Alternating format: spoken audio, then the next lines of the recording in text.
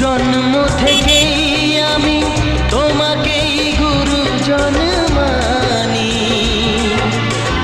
তুমি বাবা তুমি মা, তাই আমি আজীবন জানি।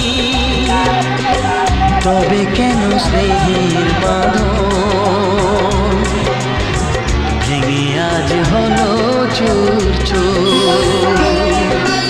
তোমায় ছেড়ে কোথায় যাব, তোমায় ছেড়ে কোথায় যাব? তুমি আমার প্রাণের ঠাকুর, না জেনে করেছি ভুল, ক্ষমা করো দাদা ঠাকুর।